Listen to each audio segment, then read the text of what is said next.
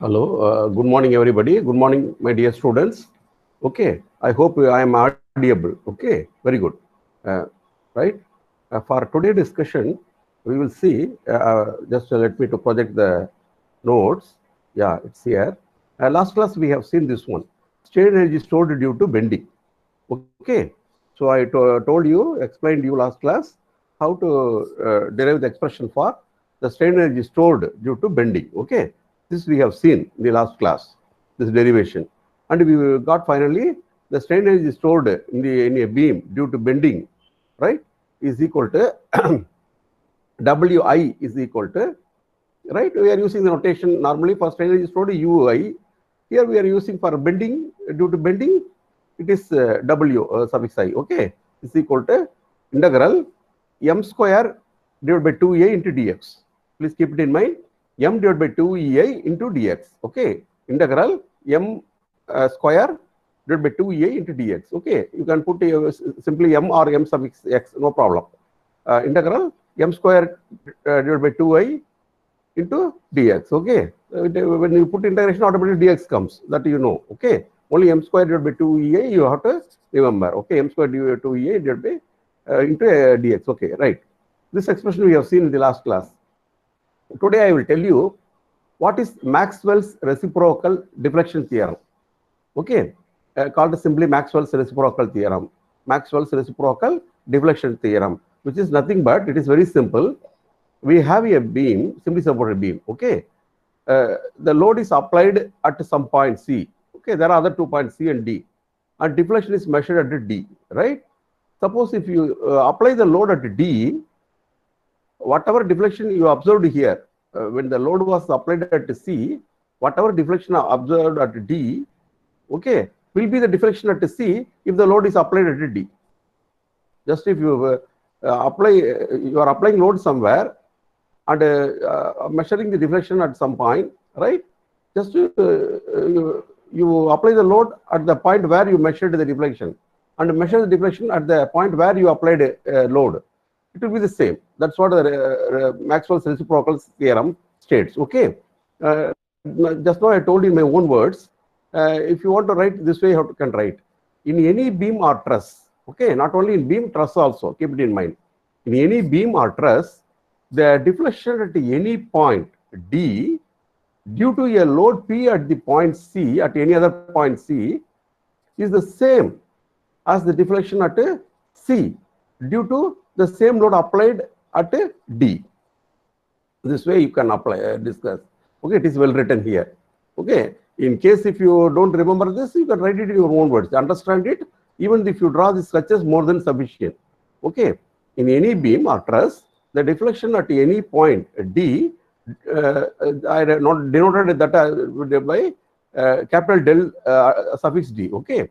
The deflection at any point D due to the load P at any other point C is the same as the deflection at C due to the same load P applied at point D, okay. So here I am applying, I have a beam AB, I am applying load P at C and measuring the deflection at D. I denoted this one capital del suffix D, okay. Here capital del suffix C, okay. We are not interested on that, okay. Let us see.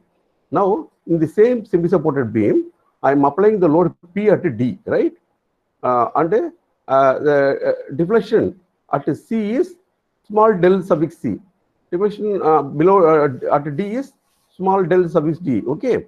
Now as per Maxwell's reciprocal theorem, this del D is equal to this small del C. This del D, okay. I will take hand tool. The deflection at D is equal to the deflection at C when the load is applied at D. Okay, that's what. If you write del D is equal to del C, this is called, this such is more than sufficient, okay, to explain Maxwell's reciprocal theorem, okay. Maxwell's reciprocal theorem, deflection theorem, okay. So I hope you all have got it and understand, and you can write it in your own words. If you, with the help of this sketch, if you explain in any manner, more than sufficient. Otherwise, you can understand, explain this way also, right? Right. Next one, I'm going to Castigliano's first theorem of deflection. Remember, Castigliono's first theorem of deflection. Castigliono's first theorem of deflection. In any beam or truss subject to any load system. See, I have a simply supported beam. The structures are not clear. Please understand. Just visualize. There is a beam here. Okay, it's not well properly scanned, and this is a deflection profile of the beam. And there is a system of load applied, P1, P2, P3, etc., Pn applied. Okay, I am considering one such load P suffix R. The deflection under the load say YR. Now, what the Castigliono's first theorem of deflection states, in any beam or truss subject to any load system, the deflection at any point R, this point is R on the beam.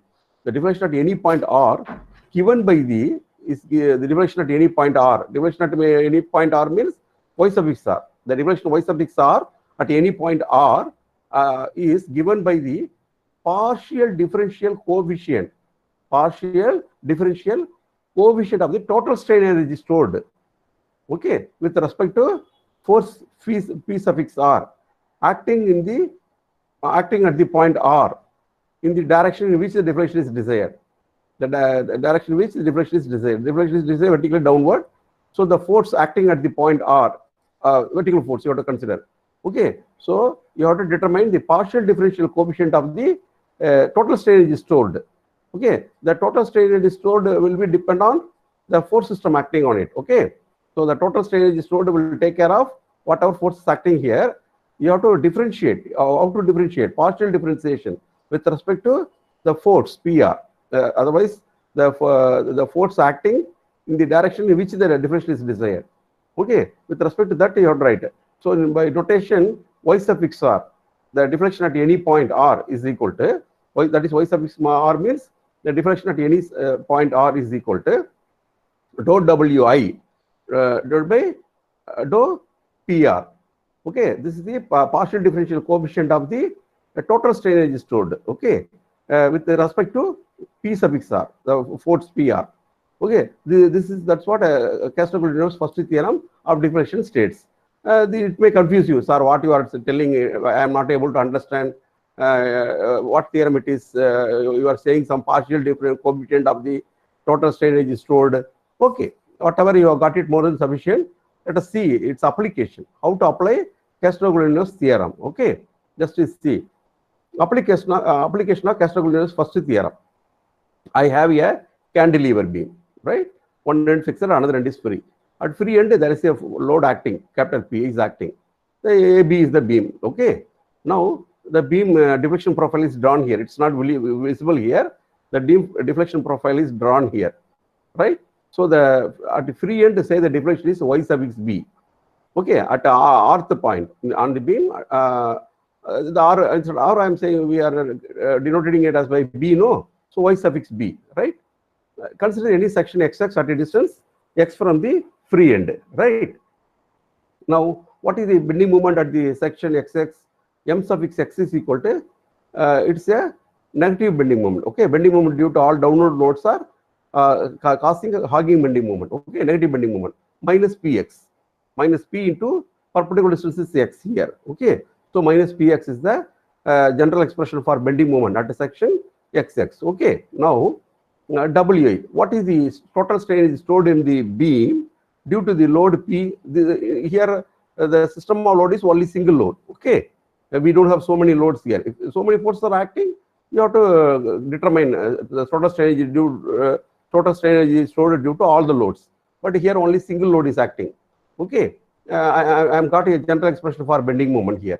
If so many point load acts, the general expression for bending moment will vary accordingly. Okay, that will be taken care. All the loads will be taken care by the general expression for bending moment, right? So Wi, the total strain energy stored in the entire length of the beam, Wi is equal to integral 0 to L. The beam, okay, you have to integrate the strain energy stored from 0 of the beam to L length of the beam, 0 to L, mx square divided by 2a into dx. This expression already you know, okay, which is equal to integral 0 to L. What is mx square? Mx is minus px. If you square it, this minus will become plus.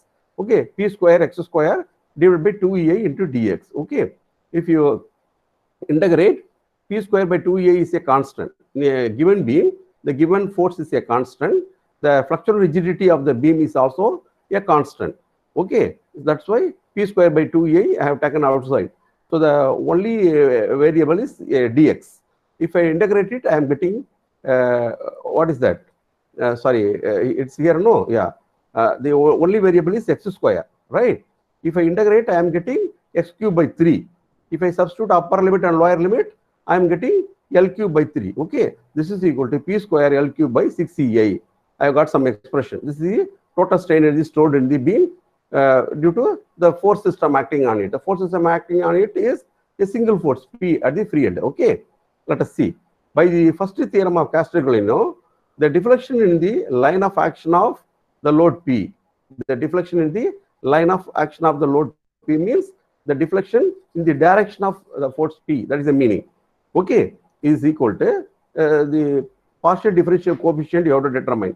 What is that? Y suffix V, which is nothing but Y suffix V. The deflection at the free end is equal to dou Wi by dou P, okay. With respect to the force P, you have to do partial differentiation, okay. That is equal to, what is this expression? Wi is this one, isn't it? You have to differentiate this.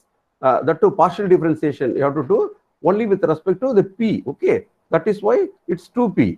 If you differentiate P square, you are getting 2P into L cube divided by 6Ci, okay. Only the P is partial differentiation. We have carried it only for this P square, okay. So that becomes 2P. That is equal to PL cube by 3A. You got it, okay. So already we know for a cantilever beam, the deflection at the free end is PL cube by 3A. That fact you know very well. Double integration method, Macaulay's method, and so many other methods, moment area method, conjugate beam method. In all those methods, you determine, even unit load method, you determine the deflection unit method. Next time I am going to see. Lastly, I am going to explain. Okay, you have determined that deflection at the free end is PL cube by 3A. Okay, by strain energy principle, we got it. Okay, first we computed the strain energy stored due to bending, and then we applied a Castiglione's theorem, right? By applying Castiglione's theorem, you have got the deflection at the free end. Okay, this is the application of Castiglione's theorem. It's well proved, right? Very good, nice. Next, we will take a simply supported beam. So here there is a simply supported beam subject to a point load at the center. Okay, the center point is C.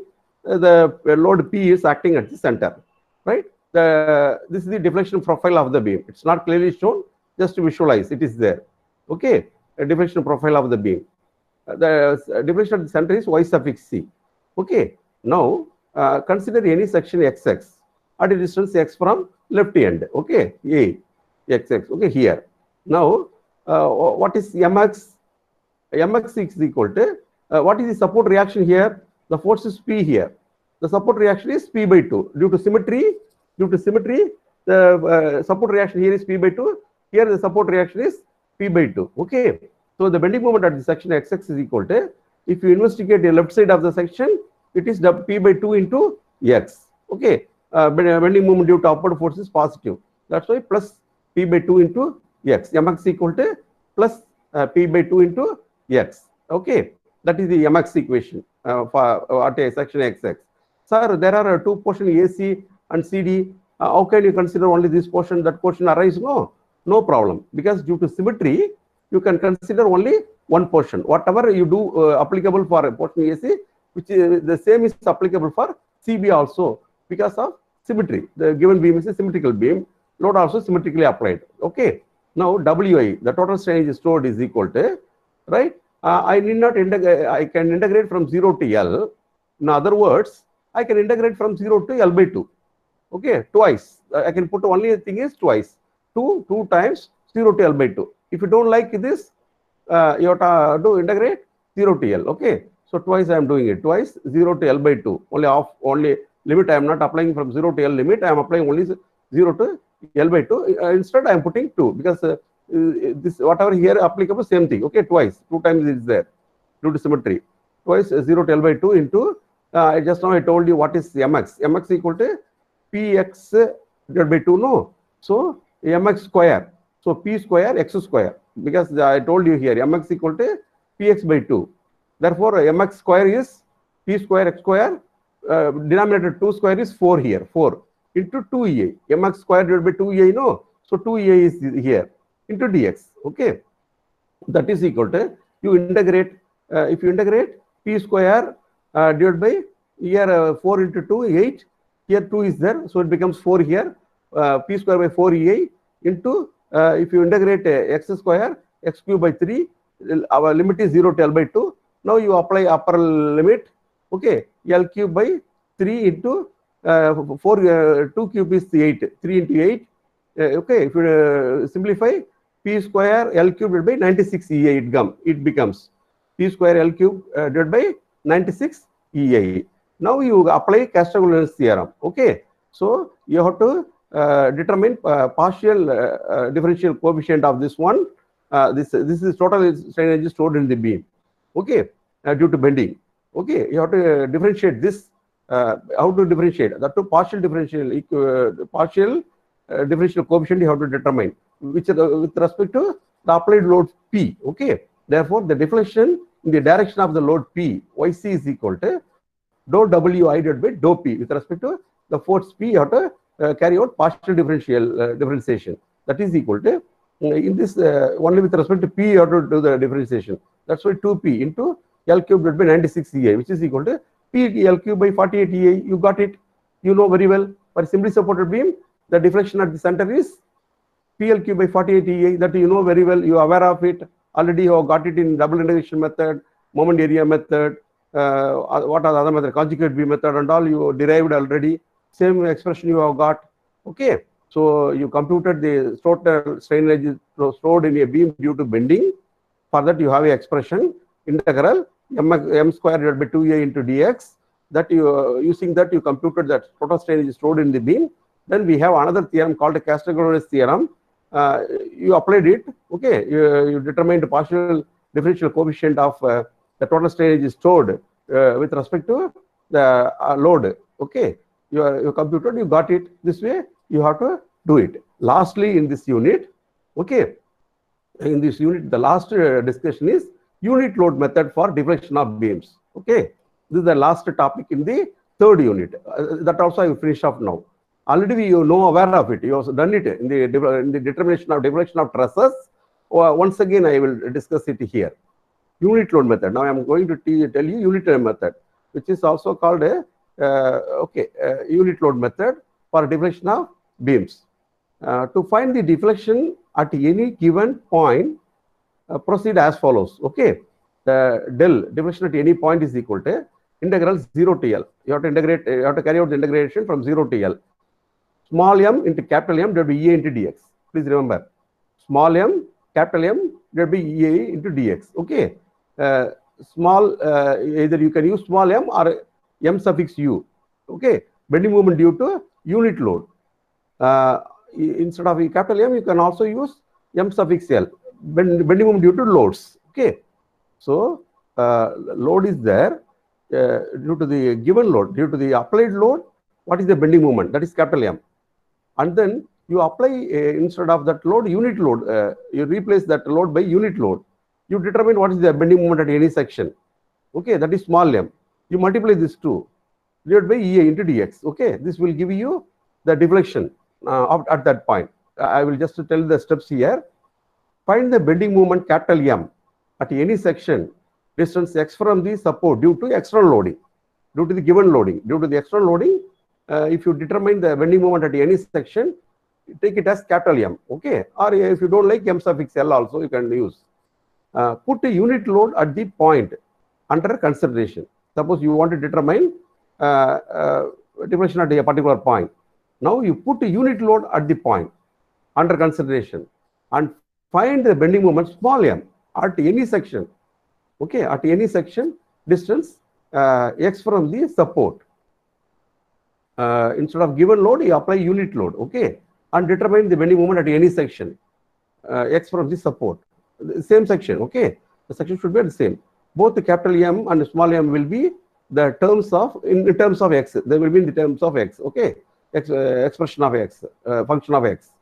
Now integrate equation 1 between the what is that, between the limits 0 to L to get the deflection at the point under consideration. Okay, so this is the unit load method. This is what you have done in trusses. You first analyze the truss and you determine the force carried by the truss due to the applied loads, and then where you want a deflection, there you applied unit load. Again, you reanalyzed twice. You analyzed the truss and determined the forces carried by all the members of the truss due to the unit load applied at the point where the deflection is required, and then you multiplied it and divided by dA and dx. You have put something. Okay, this way you determined deflection at any point in your truss. The same procedure is for beam also. I will explain with a simple example. Its application. I have written application. We have a cantilever beam. Okay, cantilever beam subject to UDL like this. Okay, W per meter run. Consider any section XX at a distance x from here. Okay, so I want to determine deflection at the free end. See here the deflection profile is drawn. It is not clear here. Just imagine or visualize the deflection profile is here. Okay, the beam deflects like this. The deflection at the free end is del. I want deflection at a del. Okay, now you take the same cantilever beam. Where you want deflection, there you apply unit load. One unit load is applied. Now the deflection profile is there. Okay. Now at a distance x from the one end, any end, a free end or fixed end anywhere. Okay, at a distance x from here, at a distance x from here. Consider a section XX. First, what is capital M in this beam? Bending moment due to the external loading. Okay, that is capital M is equal to here W into X is the load. Okay, because it is the load is acting vertically downward.